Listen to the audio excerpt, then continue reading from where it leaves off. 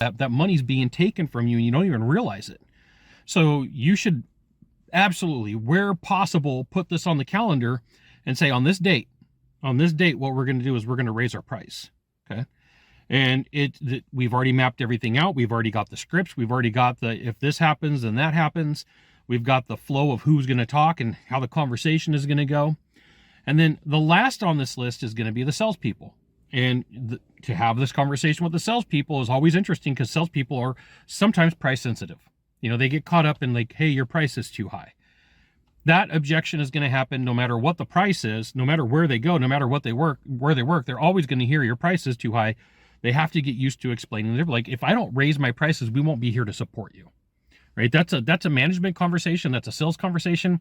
That is a truth. And there's nothing worse than hearing about an owner who went out of business because they couldn't support the function of the business because they didn't have enough profit. Right? Profit is the lifeblood of a business. And so my challenge for you today is to figure out how you're going to map out raising your price. And then you automatically assume who's going to be the whiners and complainers. And I don't mean this negative. Like, let's just say it for what it is. Let's put the cards on the table. You're going to have whiners and complainers. Part of it's going to be the management team. Part of it's going to be the front line. Part of it's going to be the salespeople. Above and beyond the consumer. Above and beyond your client. But you got to be able to say, hey, listen, if we don't do this, it's not today that we're going to lose. It's into the future that we're going to lose.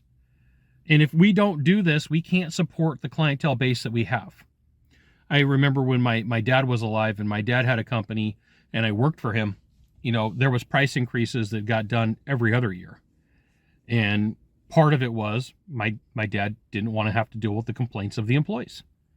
And so he missed out every other year on revenue. He missed out every other year on that profitability of his company. He did well. He did very well.